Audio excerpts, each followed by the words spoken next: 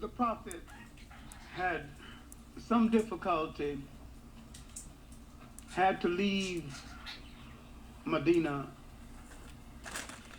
then literally had to fight his way back to Mecca. Bilal was with him all of the time, and so was Zayd bin Harith. Zayd bin Harith was the governor of the Prophet's tribe, the Quraysh, and he was married into the Prophet's family, one of the highest honors possible. And he is hailed as one of the great heroes of Islam in the Encyclopedia of Islam, and other literature of Islam. The literature of Islam writes about the great blacks, but they don't tell you they were black. And what we need to do is to do a little more research in the area of Arabia and the presence of so many Africans at the time. We need also to look at the number of African neglected heroes and Islam and bring them back to fore, bring them back into world consideration, and understand that Islam came into being so fast. It is literally a religion made from a composite religion, and the least original of the world's religions. It had to take something from Christianity, something from Judaism, something from Zoroastrianism. That is nothing that one needs to apologize for. And yet, it came into being at a time.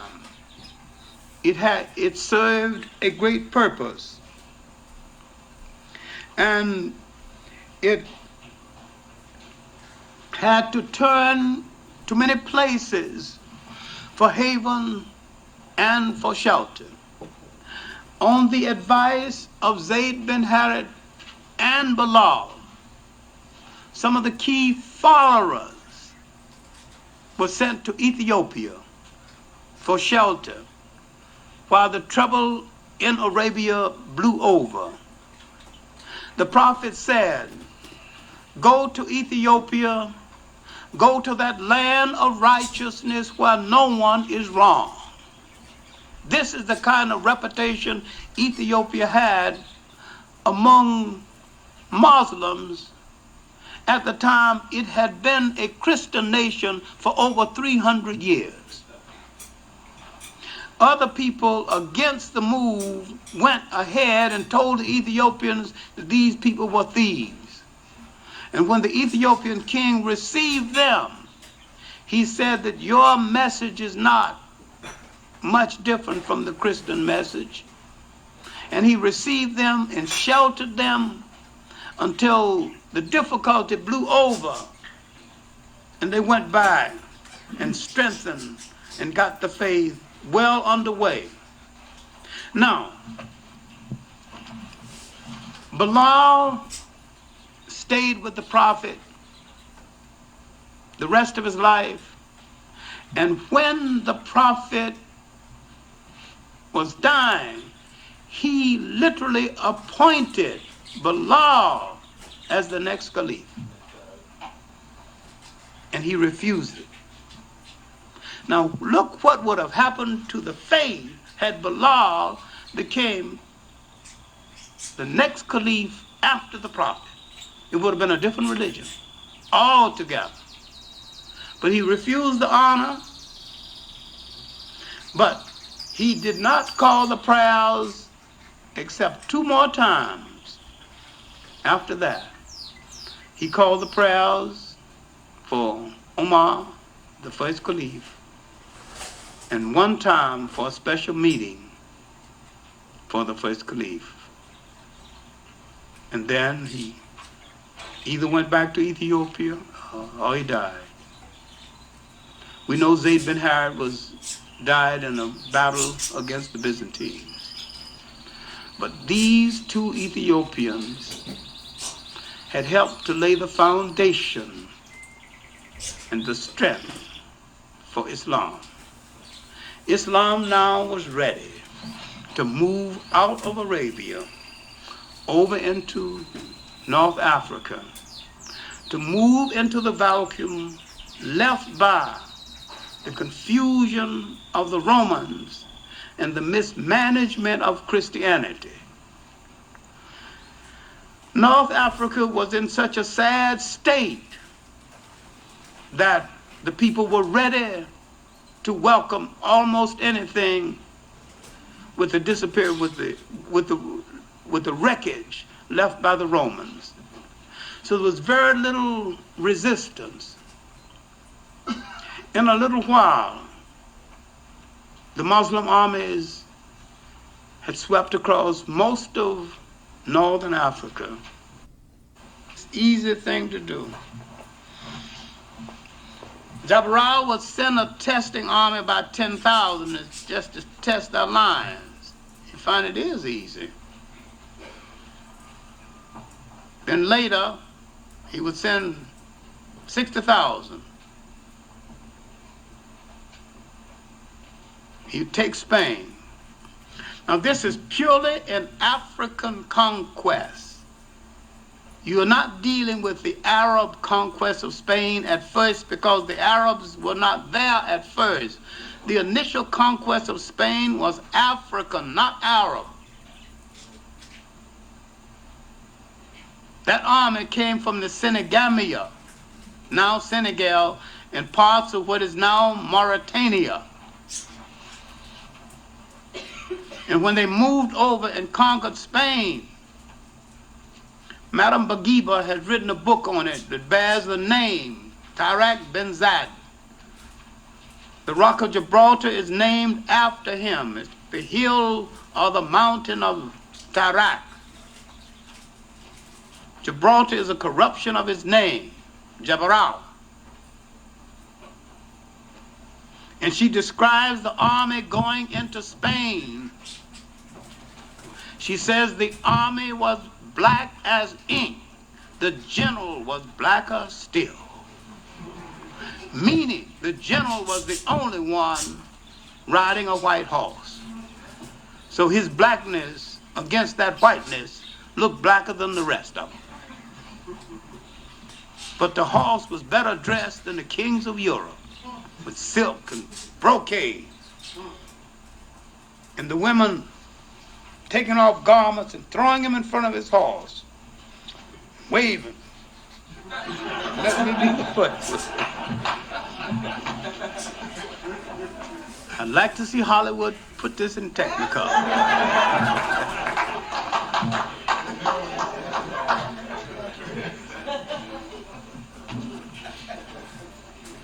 Militarily, the Africans took over Spain, and militarily, the Africans held Spain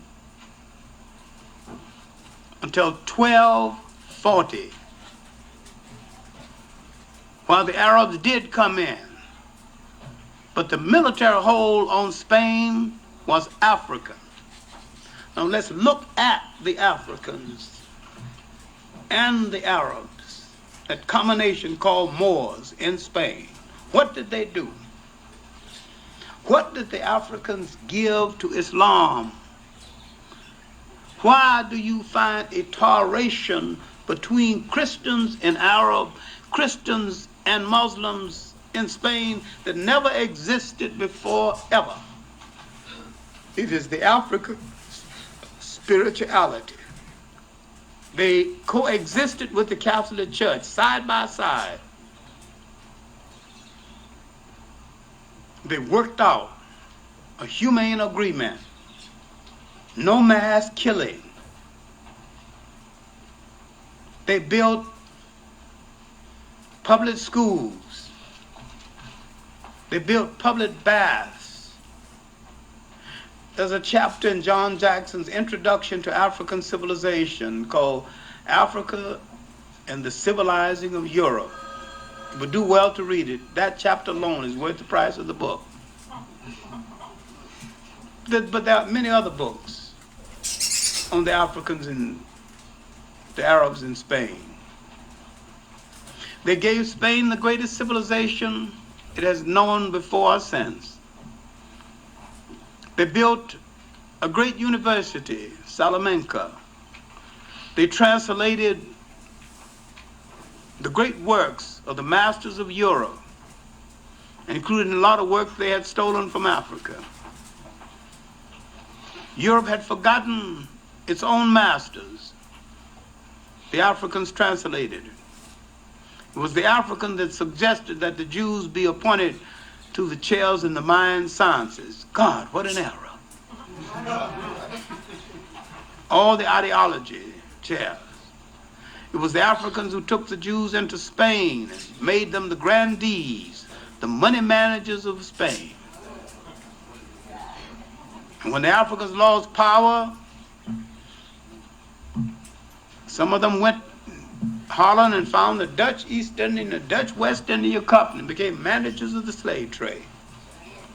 People find no compunction of turning on us when it's to their convenience to do so. But their performance in the partnership between the Africans and the Arabs and the Berbers in Spain was a long and beneficial partnership and a fine moment in their history and in world history.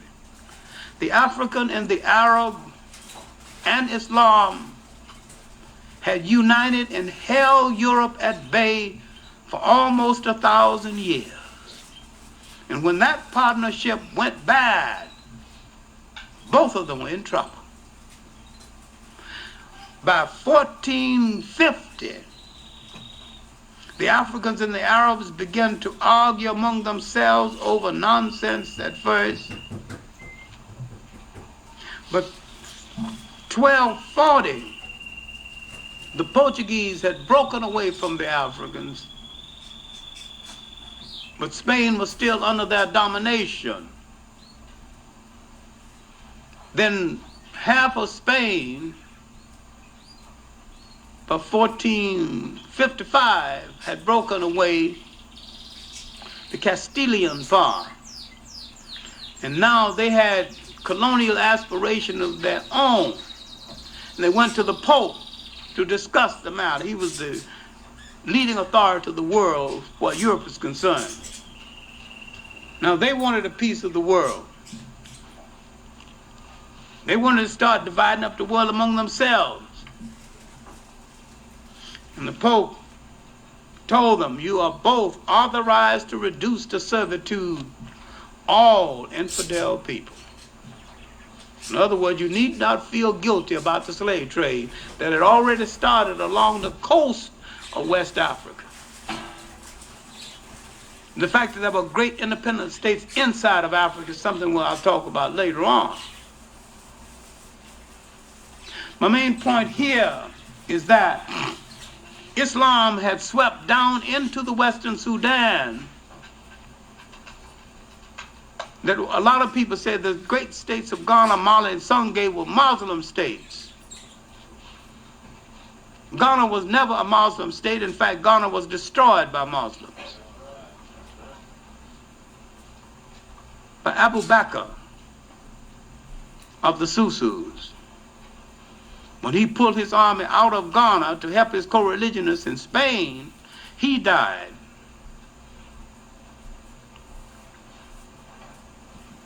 Now, I'll be talking about these other states in more detail in another way. But what I'm concluding with is that the spread of Islam into the Western Sudan had brought a language, a sense of accounting, and a religion that had a fascination for the Africans.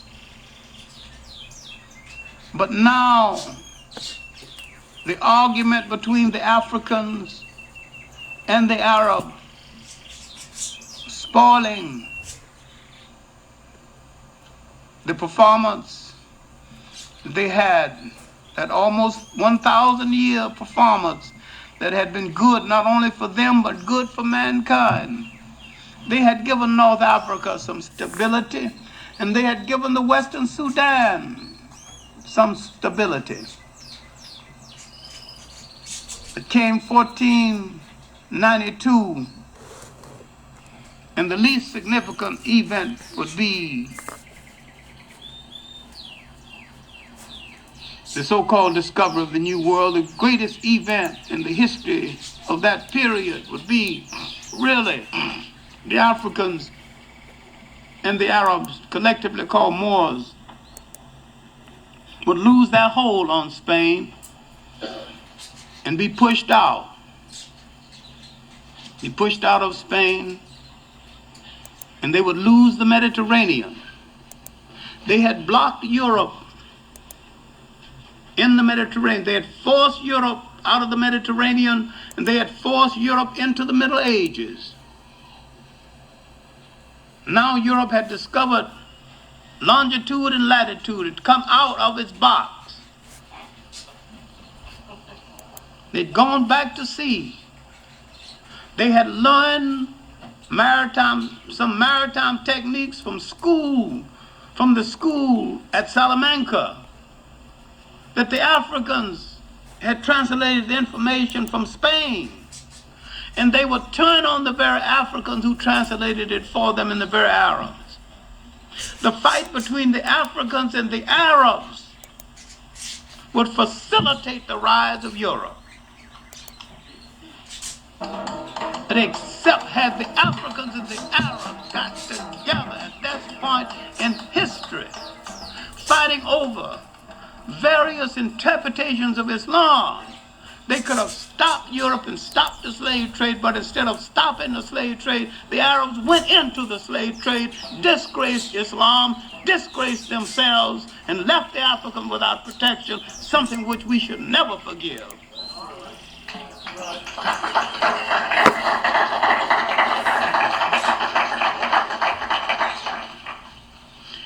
And after this,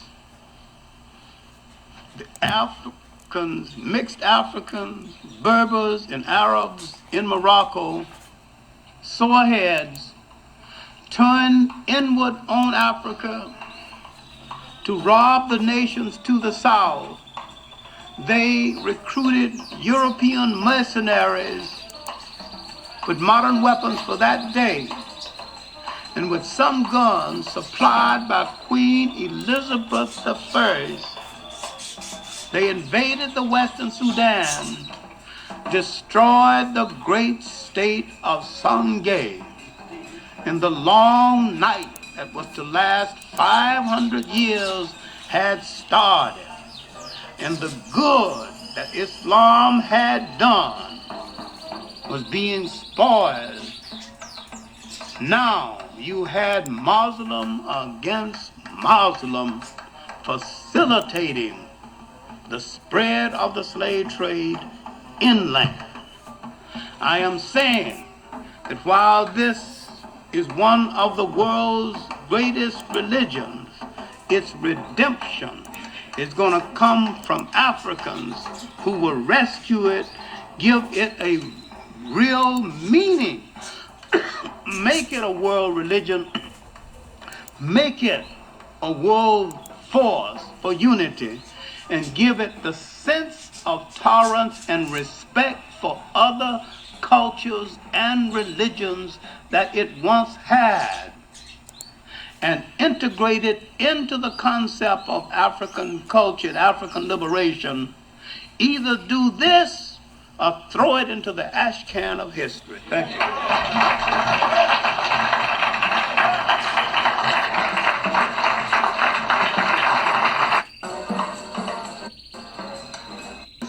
Description.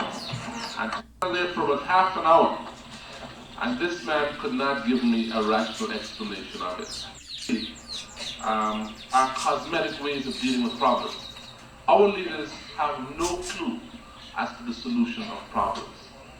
Their way of dealing with the drug problem is to have a senator dress up like a drug addict or something like that and buy some stuff in the Upper West Side. The police commissioner's way of dealing is to transfer our cops once every 5 years. Their way of dealing with education of black children is to distribute birth control devices. So these people have seriously run out of ideas. They are intellectually bankrupt.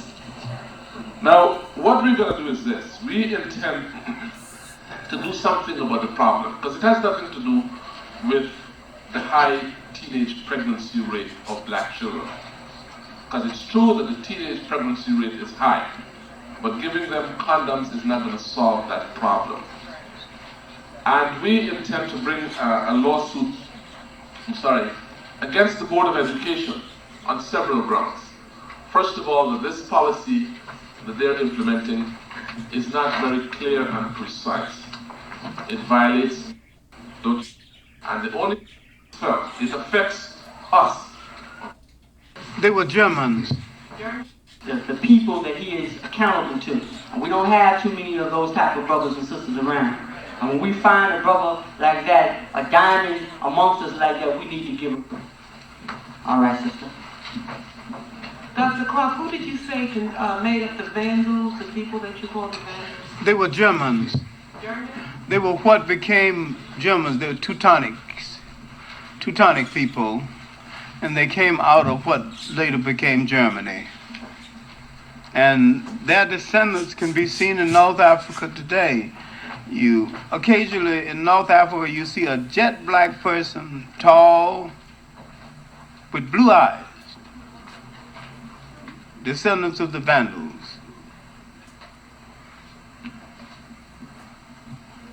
Exactly who are the Arabs and where did they come from? They came from the Arabian Peninsula. The Arabs are really a mixture of people.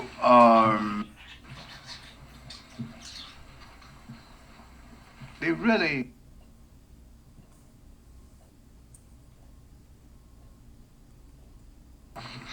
came from the Arabian Peninsula.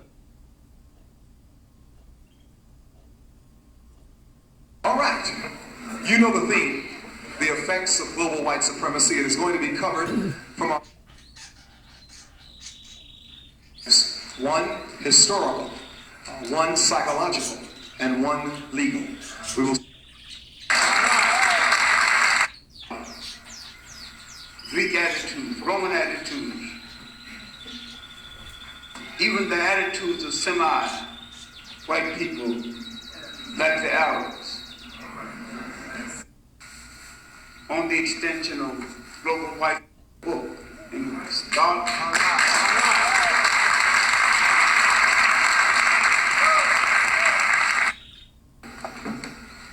Thank you again. We have a lot of work to do, short time to do it. After we have finished before the 3 lectures, there should be 4, but we're going to start for 3. The lectures will be transcribed. All of us will take our respective lectures and build in the documents, and I will edit all of the lectures into a book and start.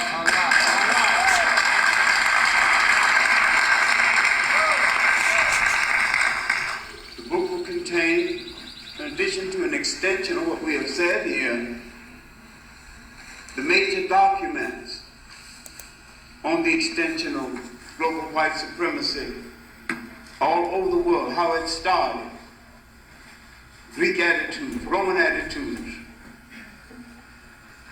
even the attitudes of semi-white people like the Arabs, who will separate custom from religion, things that you believe to be the truth that is really folklore. It's so difficult to get people to recognize that certain things were imposed on you that were alien to your society, that came out of other societies, and you accept these things, you're willing to kill each other over them, and there's the word of truth in it. All right, we don't have time for any form of chit-chat. The focus of my talk, all too short given the subject, the focus of the talk will be global white supremacy from the end of the 19th century to the middle of the 20th century and the African independence explosion. Now, when it happened at the end of the 19th century, African people all over the world had engaged in protracted revolutions and had given themselves something they need right now, something their children need right now, something all of them misinterpreted and removed from their memory, the longest revolutionary heritage of any people on the face of the earth. Giving up a true revolutionary heritage, they began to follow people who didn't know where they were going. They began to accept books called the Bible. They began to hear stories about the rescue of a Holy Grail. Number one, wasn't holy. Number two, wasn't laws. Number three, wasn't there in the first place.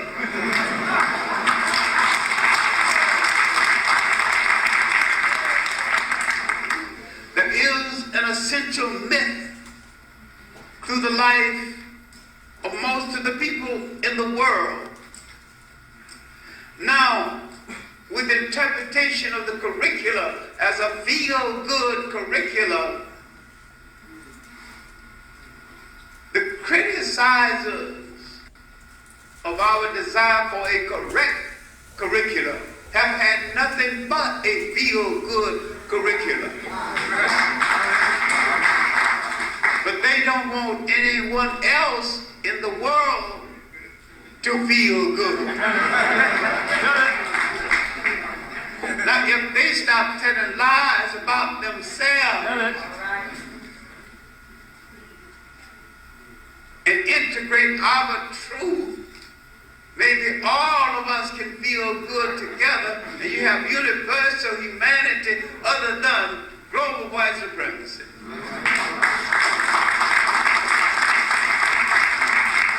What the fight over the curricula is about their claiming things that they couldn't possibly have produced, because the things that they claim are older than their existence. It came up this morning on WWRL, a man or a lady, it called, reporting about some 12 gates in the names of the 12 gates. Give me this name, gates to the holy city. I said, that presupposes that I believe the story in the first place. It also presupposes that I accept Jerusalem as the Holy Land. Right. And I do not.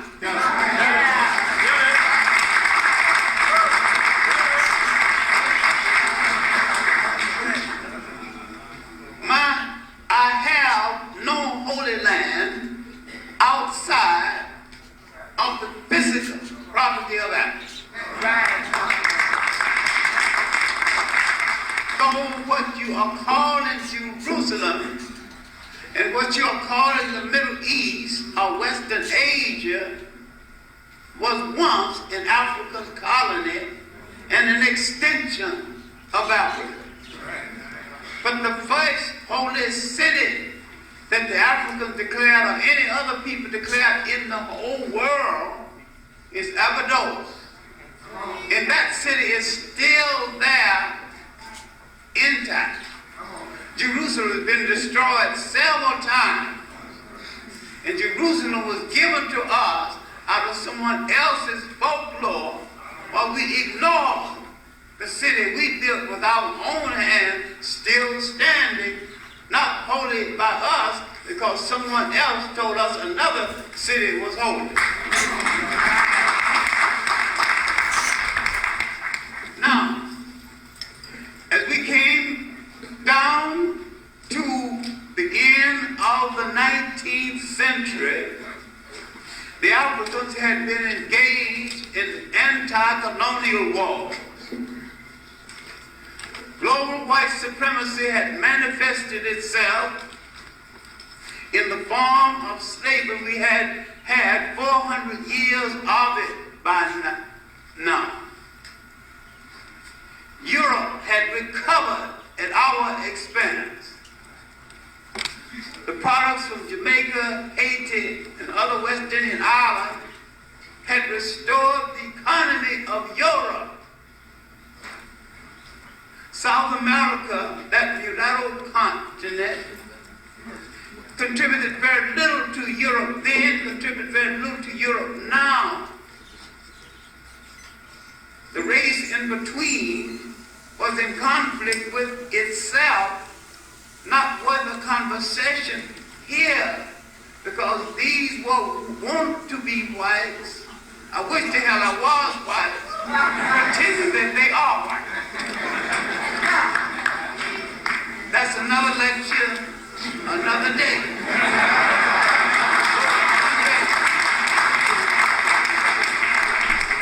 When I have enough strong men to protect me from the podium to the street where the car is running, to get me the hell out of here and keep me being killed, I will deliver the lecture on the role of the bastards in history. The people created by the coming together of blacks and whites who go through life, in most cases, debating whether they're loyal to their mother's people or their father's people, not knowing that every time they knock on their father's door, their father won't open the door, leaving them with no other door to come into but their mother's people's door. And yet, so many times, they have no loyalty to their mother's house. In Africa, they had fought 100 years of colonial wars. These Africans who never wore a store-bought shoe or heard of a military school, in their fight against global white supremacy, had out-generaled some of the finest military minds of Europe. And whose word do we have for this? A young British reporter named Winston Churchill, in a book called The River War, dealing with the British retaking of the Sudan, and another one called A Roving Commissioner, dealing with the Boer War in South Africa. These Africans did not concede that anyone had the right to take over their country. So the Asante Wars in what is now Ghana, the wars along the East Coast, engineered, brought into being by Islam, Europe, after chattel slavery was turned into another form of slavery called colonialism, a more sophisticated kind of slavery and more profitable. You're less responsible for the upkeep of the slave, and yet He has no choice but to work with you because you destroyed his way of life. He must now survive by serving you. You torn down his trees. You killed his farm life. You laughed at his gods. You told him his clothes was ugly, so he now wears your clothes. You reduced him to a vassal by demeaning his culture and demeaning him. Some traditional Africans who would not wear their clothes, adopt their tastes, decided to fight. They did not go to London, to Whitehall Street. They did not go and laugh at the smiling lady under the chandelier. The minute the African went to London, saw a chandelier and had a cocktail in his hand, he was doomed.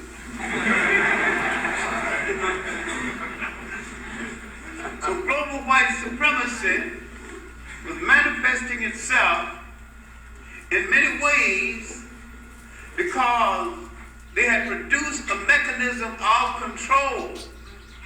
Now having controlled the body, they wanted to control the mental wealth of Africa. They knew then what you still do not know. Africa is and has always been the world's richest continent. All right. And we are a rich people who are poor because we have not understood our riches. That juvenile delinquent who came out of Europe shooting babies in the back and calling himself a superior man at least knew something about the African who befriended him. He knew that he was politically naive. At the end of the 19th century, the Africans had 100 years of fighting this supremacy. The European had created a literature trying to justify his superiority. This literature had to deal with the brain size, head measurement, a whole lot of things had absolutely no scientific basis. Now people looking for the missing link. The missing link cannot be possibly found any place except in Europe. So they created a man in Europe, took a skeleton, buried the skeleton, dug it up.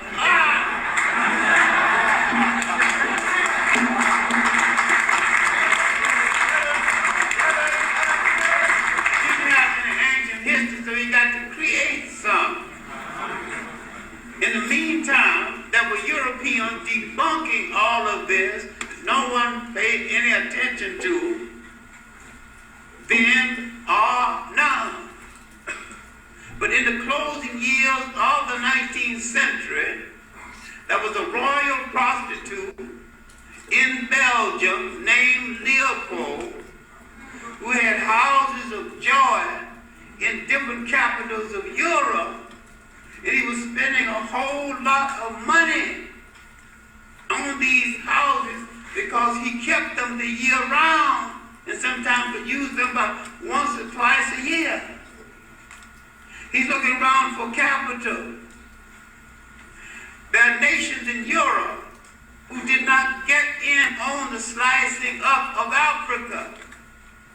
They would call a conference at Berlin where they would split up the rest of Africa, but all those got a little muscle.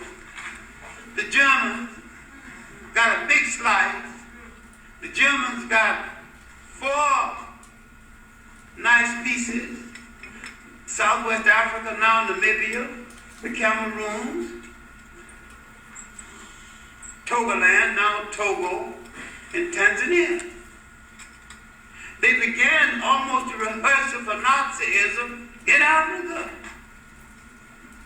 because the civilian governor of Southwest Africa was Jewish. The military governor was Herman Garrett's father. No.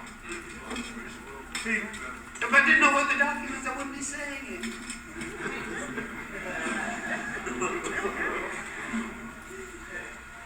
Now, with these colonial wars, being fought, African kings, so-called chiefs, been either driven into exile, driven to suicide,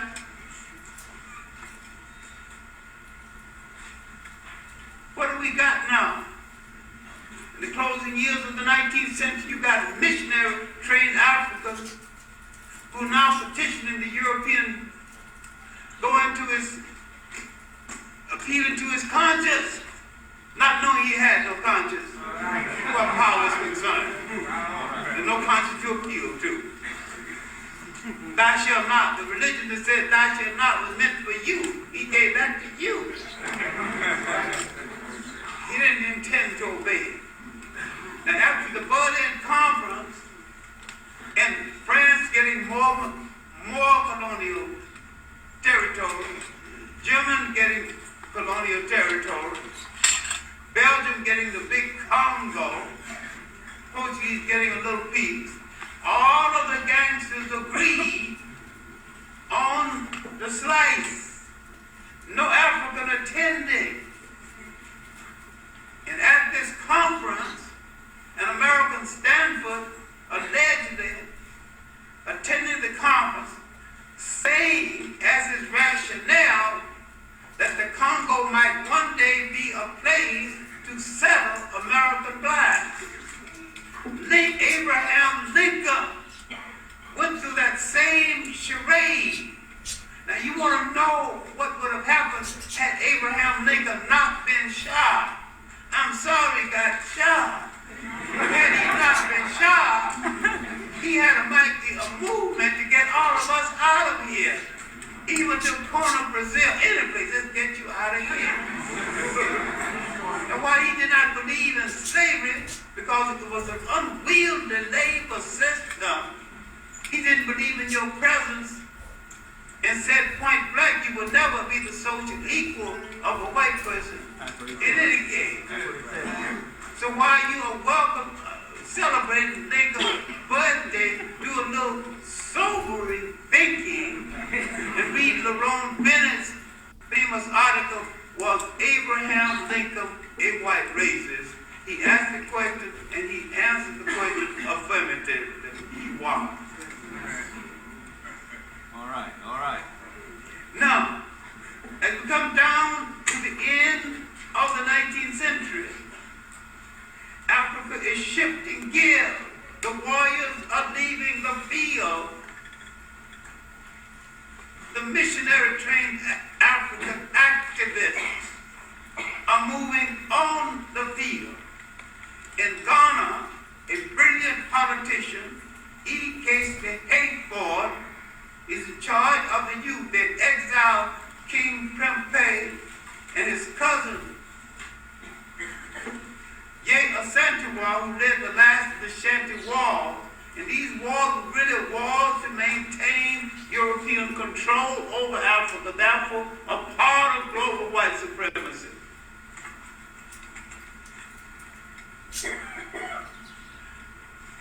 At this juncture, we see North Africa coming under the French. We see the Arab who's a colonizer and a slaver being colonized.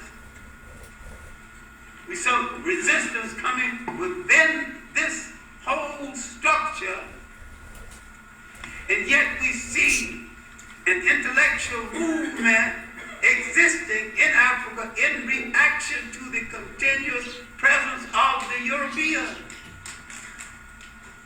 Along the coast of East Africa, Somalia, a man named Mohammed bin Abdullah Hassan, the British called the Mad Mullah, had fought the British up until about 1923.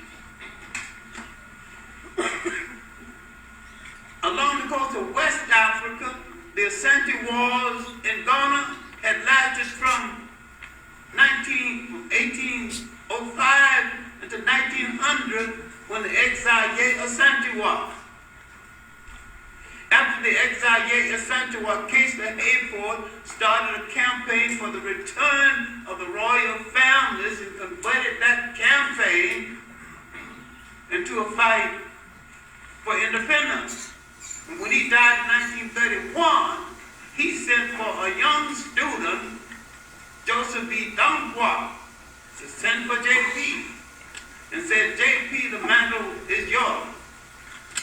Joseph B. Dunquah, in turn, had a young student under his wing called Francis K. Nkrumah.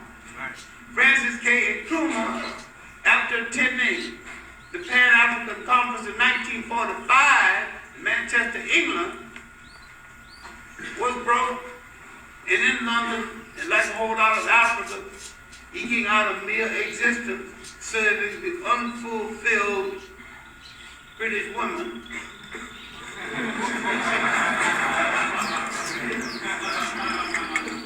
Sinclair Drake, unfortunately deceased now, he says, when we get together, he said, John, one of these days I'm going to tell the real story about these African heads of state and what they had to do to get along.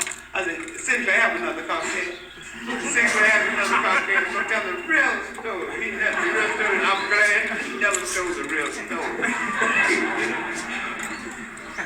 My main point is that Joseph B. Dunquah sent for his former students that until the end of his days he addressed as Francis K. Nkrumah.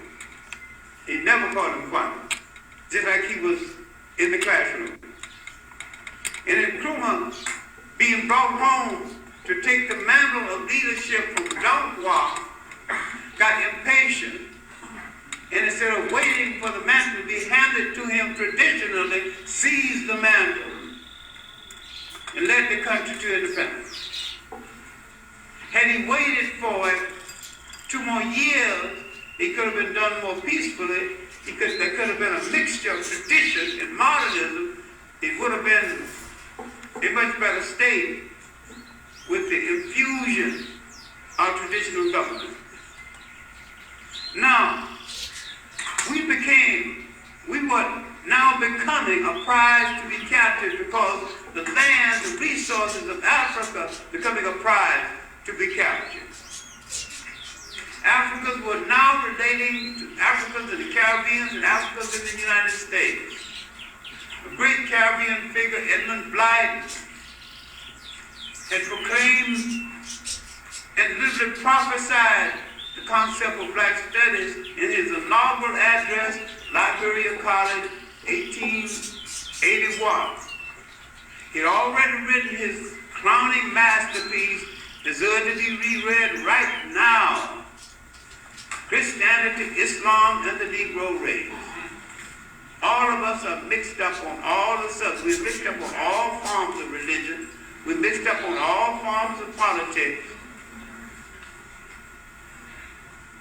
The European was still justifying the domination of other people through politics. All right, now, we had at the end of the 19th century a better Pan-African network when it took 2 months for a letter to be delivered that we've got right now. People were not boasting of any island they came from. The Africans understood the artificial nature of the state divided by foreigners. Some of them understood the artificial nature of the religion imposed on them by foreigners. All of this is a form of global white supremacy. All over the world, it's beginning to happen. It had reached Asia. In China, the Europeans had their own courts. In Shanghai, there was hotels. The Chinese and dogs not allowed. And some of the people who will spit on you now were then being spit upon. All this is documented. Edgar Snow's work, another work called 400,000 Customers. The only Chinese woman that could go into one of the hotels had to be a prostitute or a cleaning woman. This kind of humiliation. The British had reduced an entire nation to dope. opium. You think you can't survive crack, they were worse off than you ever was. If they survived it, you can survive it.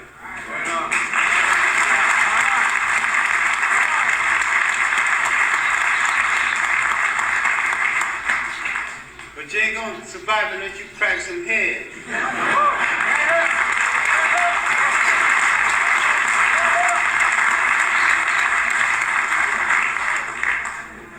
In the 1880s, an admiral named Perry kicked open the door of Japan to trade with the West, whether you like it or not. No, it's earlier than that. The Japanese were minding their own business. The silkworm, making that beautiful kimono, wooden shoe. Didn't even have a decent wheelbarrow. Never heard of a Toyota or a Datsun.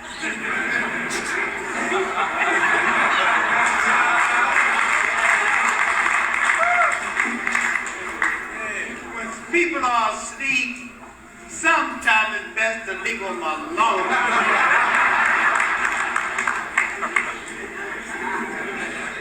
Now, I'm going to show you what they did that you still got to do until you stop, until you do it, you are jiving about independence, about freedom.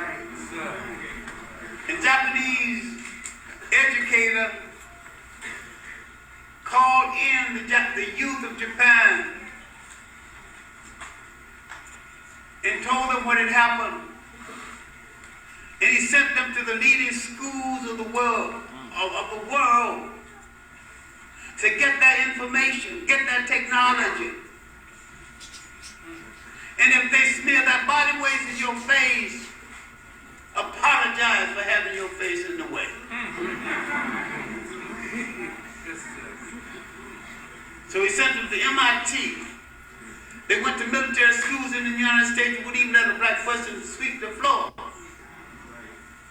2/3 of all the field officers that faced America in the Pacific War were trained in America. Every field officer practiced training. Virginia Military Academy was the main trainer. Black men don't, it's not even there, even now. My main point is that by 1905, the Japanese had learned enough to take on a European nation. And when the Russians started messing with them, they started kicking butt. And they defeated them. Right. And this shocked Europe so much until they began to propagate something called the Yellow Danger. This is the beginning and the basis of anti-Asianism. Manifests itself in the stereotypes in the movies. A Japanese detective called Mr. Moto, Fu Manchu, Charlie Chan. And what do we have? Stephen Fetcher. That control over the movies. All of this is global white supremacy. That control and colonization of the Bible. That sitting down Sunday school lesson with all white angels. Every single thing that came out of the European mind was meant to facilitate his control over the world. He's got no hesitation about it, and he's got no apologies. You buying his hook, line, and sinker. You buying his concept. All religion is good when it is practiced good. All religion can be bad, but all religion that I know of is used for one people to control another people.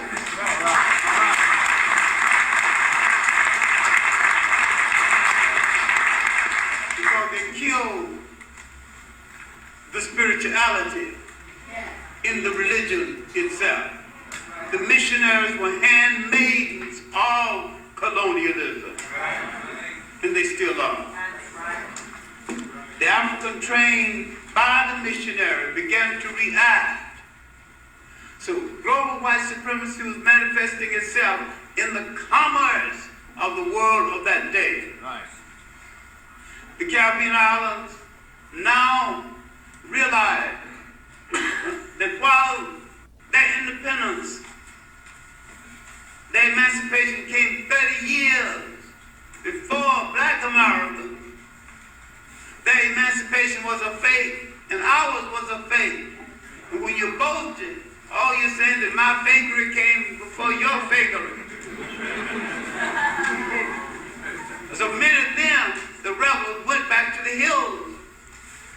The best example is uprising in Jamaica, 1865, Moret Bay. George Gordon and that crowd.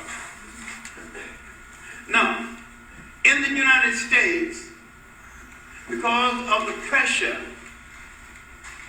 we had produced the greatest line of intellects of any people living outside of Africa. The climate was cold in New England. You could only work a slave 6 months a year. So you begin to have slave carpenters, slave craftsmen. You would farm them out. Build up industrial slaves. They made a little money on the side. They could buy their way out of indentury. It wasn't quite as difficult. They began to read, write, run newspapers. Frederick Douglass escaped into this group. Yet the concept of getting back to Africa was prevalent. 5,000 Africans in this country had fought with the British against American independence, an incident left out of history. After the British lost the war, they had to get rid of them. So the British sent them to Canada and to Nova Scotia.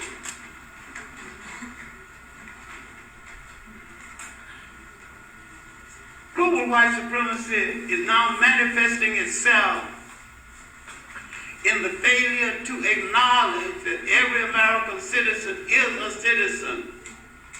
If you're a citizen, you need no civil rights movement and no civil rights action.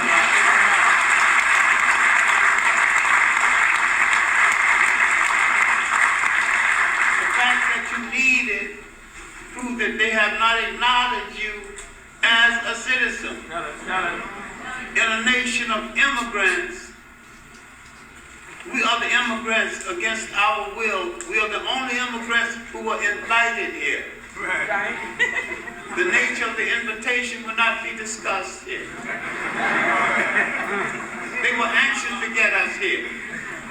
We had an affirmative action program waiting for us. No unemployment.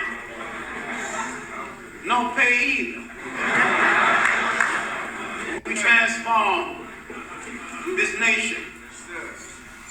My main point is that the first half of this 19th century, we were fighting against global white supremacy in the Back to Africa movement that had started during the American Revolution.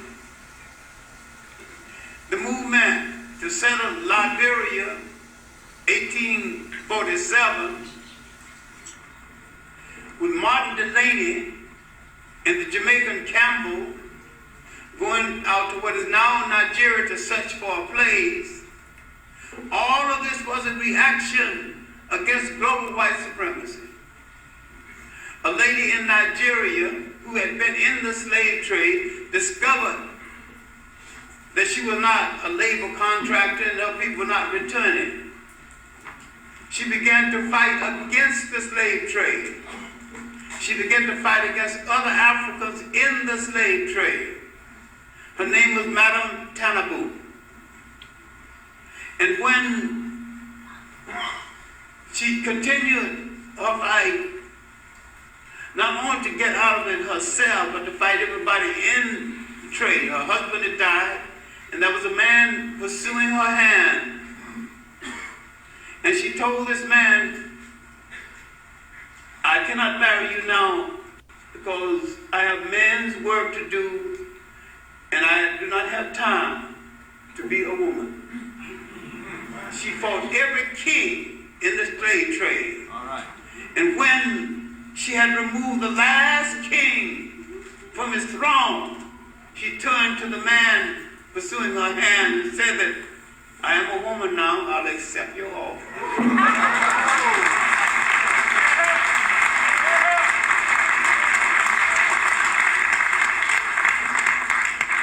You think you're not rich?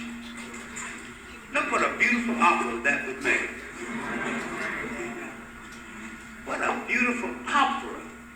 There's so many things that we in our life that we haven't converted. The beautiful children's story, the beautiful adult story. Beautiful story of conversion. The story of Madame Tannable. I can name you 100 of them now. I've done nothing but research. Don't get me wrong, I'll research the latest for other reasons too.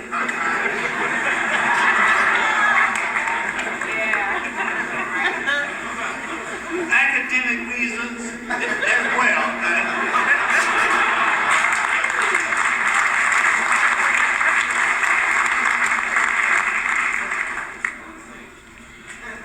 Now, early, after we entered the 20th century, we were in a conflict over Booker T. Washington's theory, Du Bois, a conflict we never should have entered in the first place. Global white supremacy was manifesting itself in restrictions in the West Indies, in restrictions in Africa, in the continued partitioning of Africa, and buying off or killing off all dissident elements. In this country, massive riots, 1906.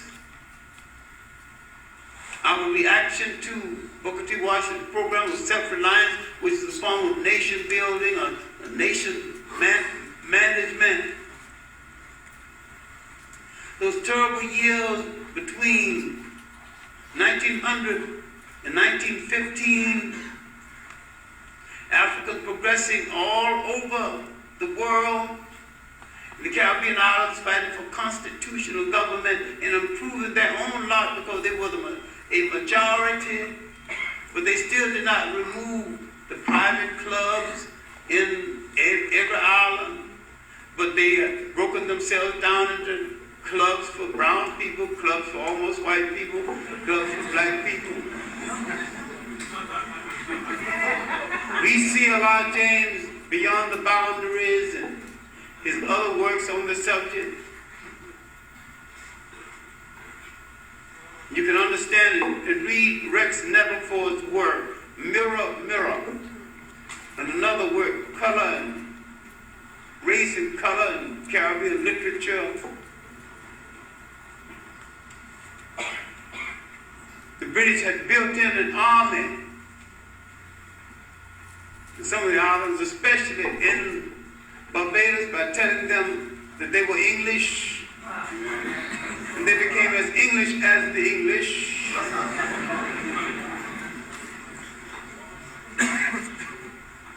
And by enough infusion of blood in Jamaica, they would hold their hands because they're fighting their relatives. And yet there was a group fighting for constitutional government, consistently fighting for improvement. 1908, Marcus Garvey would make his tour of Central America. 1914, he would be in London studying under Dewes Muhammad Ali. And in Dewes Muhammad Ali's paper, he would read an editorial which was a quote from, of all things, of white black nationalists. Edmund Booth, who had grown disenchanted with other missionaries and went around Africa saying to the African, the white man can't be trusted. And when finally the African looked at him and asked him, can you be trusted? To his everlasting credit, he said no. And he proclaimed the Africans. Marcus Garvey read it and added the phrase, Africa for the Africans, those at home and those abroad. Marcus Garvey and his entire movement was a result of reaction to global white supremacy. The African colonial movement was a result of it. The early church movement in the United States was a result of the fight against global white supremacy. We wanted to get back some of our African self. The Chief Sam movement in Oklahoma was as a result, Africans trying to escape global white supremacy. This story is told in a book called The Longest Way Home, the Chief Sam movement in Oklahoma. Many blacks sold their property and gathered different harbors, waiting for a ship to take them home to Africa. The Pap Singleton movement for resettlement in the United States. The Liberian movement continued.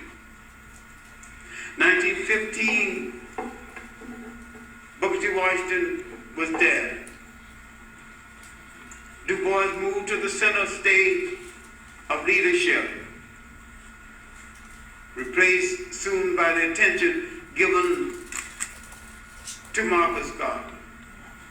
The rise and fall of his movement has been told many times. There's an 8-volume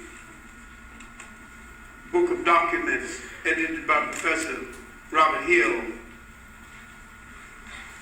on the life of Marcus Garvey. You can argue with Professor Hill's notes, you can argue with his introduction, you can argue with the fact that some of it seemed a little conservative, but you cannot argue with the fact that he has given us the greatest documentation on Marcus Garvey ever. Going through the archives of most of the libraries where anything on Garvey existed. I think Tony Martin's work equally demands attention. And when you're tired of those, and would forgive the modesty, I think my own work.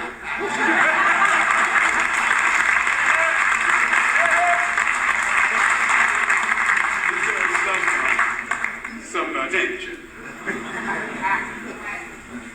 Because I'm going to extend these remarks into a full-blown book. I need not do everything tonight, and I'm a fan of both of my colleagues, and I want you to hear them also. So one of the things I admire about Martin Luther King, he has such a magnificent way of closing things out. I think of too many closing and get confused about which one I'm going to use. But I'm going to call on you not only to look at global white supremacy, but look at the global possibilities of African people coming together as a people across all national lines and across all religious lines. Fanny Cook has said, a race is like a man until it loves its own history and its own memory. It cannot fulfill itself completely. I say not only to understand global white supremacy, but to understand yourself. You must be acquainted with your history. I have said that history is a clock that people use to tell their political and cultural time of day, and it is a compass that people use to find themselves on the map of human geography. History tells you where you've been and what you've been, where you are and what you are. Most important, is to give you some direction about where you still must go and what you still must be. The relationship of a people to their history is the same as the relationship of a child to its mother. When we look at Europe crumbling, maybe we need to stop imitating people who can't find their own way and stop following people who don't know where they are going. We need to entertain the possibility that we can give the world a new human society. We need to heal some of these wounds, some of all the cleavages between us. Take pride in wherever you were born. Be parochial, but remember, the common denominator is African.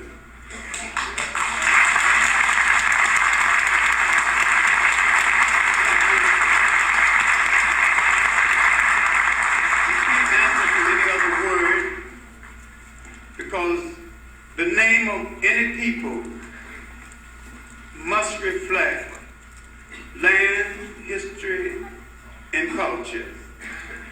And through our own life, let us say to a Malcolm and a Martin and the many thousands gone who put it on the line for our freedom and lost it. With our collective selves, let us sell the differences between us and let them know they did not do it in vain. All right. Professor John Henry Clark. Professor John Henry Clark.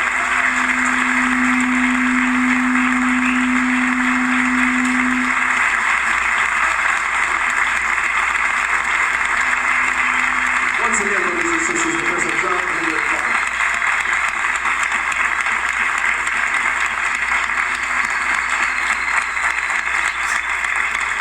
The effects of living white supremacy, a historical overview.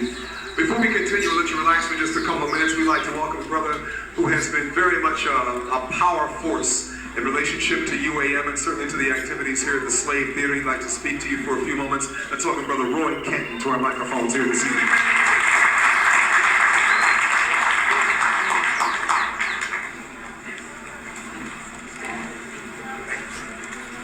Thank you. Let's give another hand again to Dr. Clark.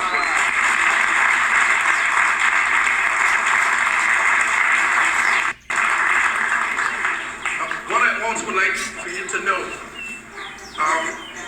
when Alton asked me to get involved with this program, I have to say that the person that has been the greatest help in me doing the things in the United African Movement, to give me the advice and recommending people and so forth and project has been Dr. Clark. Let's give him a hand again.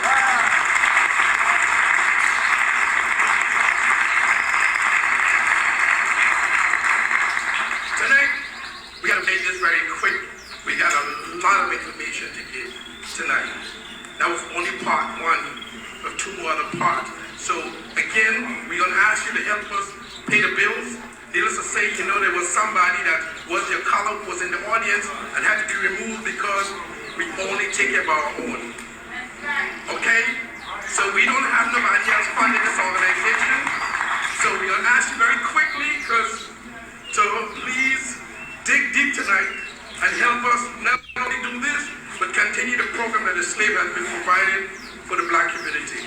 So we're going to ask all of you who can give 100 or more, please come to the front now, and we would appreciate that. And if you notice, again, as usual, United African Movement never charges an admission, although I have to admit that initially, this event tonight, when we first did part one, I did suggest to Brother Maddox public expense. And his position then, as it is now, under no condition he'll be involved with the charging black people for information for liberation. So I think we should applaud Brother Baxter. So again, we ask you to make this as quickly as we possibly can. Please, you with 100 or more, please come up to the front and we will get rolling. And ourselves. Let's welcome Dr. Amos Wilson this evening.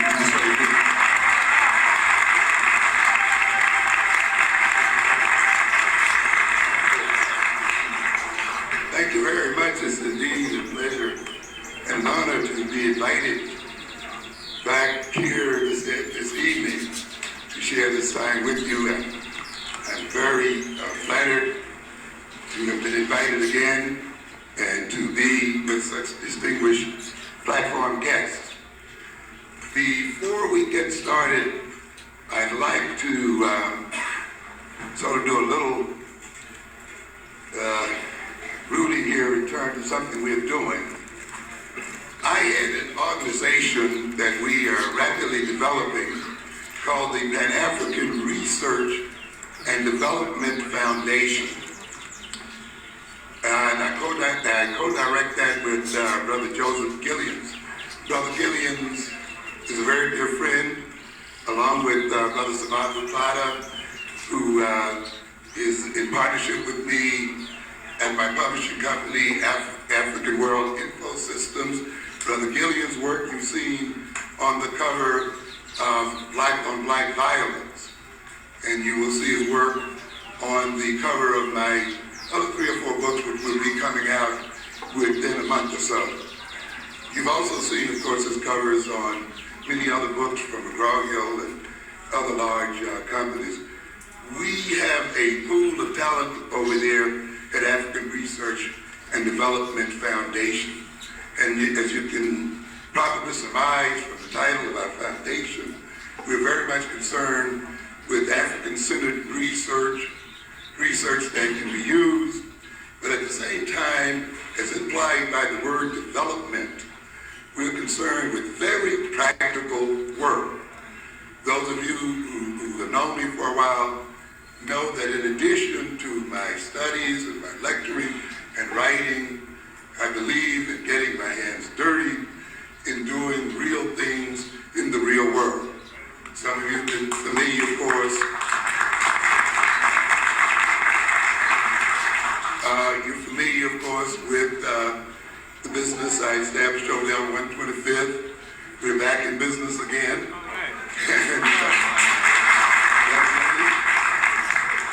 Because ideology and great thoughts must ultimately be turned into reality. And this is what we're doing over at African Research and Development Foundation. Now, what we are passing out here, I've received Brother Maddox's permission for us to pass out a form. This form is just wants to, with this form, we want to know if you would be supportive of credit unions across New York City.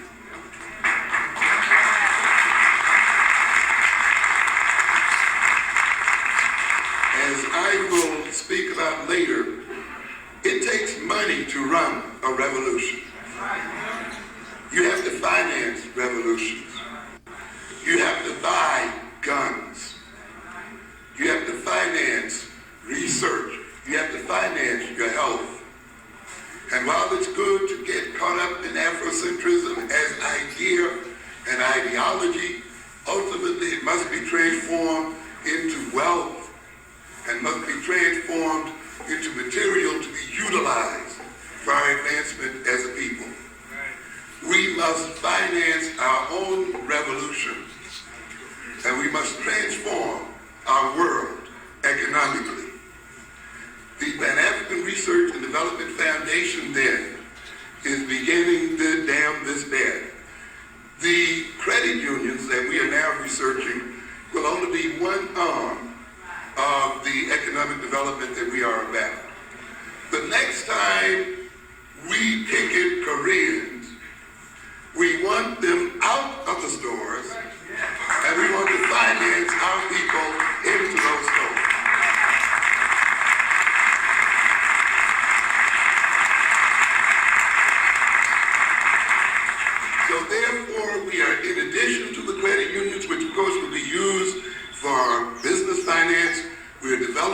a loan fund, a business loan fund, so we can do the 1-2 punch. Get you out and replace you. So we're not going to just use a lot of energy protesting. We're going to actually displace those people who've captured the black internal market. So we need your support to do that. And we, of course, have other plans.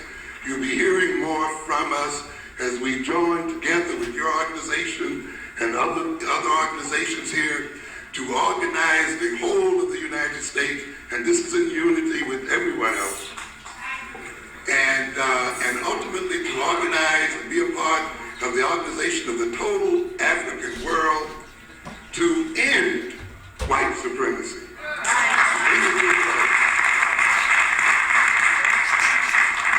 It's very important, of course. A good deal of information inside tells you what a credit union is, what it's about. It gives you a little introduction over there about what is being done to us in terms of the credit market. You know, we are putting billions of dollars into these banks and getting nothing out. Our money is being used to finance our own oppression. We have to take this money out of these financial institutions and use it to our own advantage. We are very much concerned here that you fill in the back page, the credit union pledge form. Now, we want you to keep in mind, though, that this is non-binding, so that you're not legally committed to it. But in order to develop the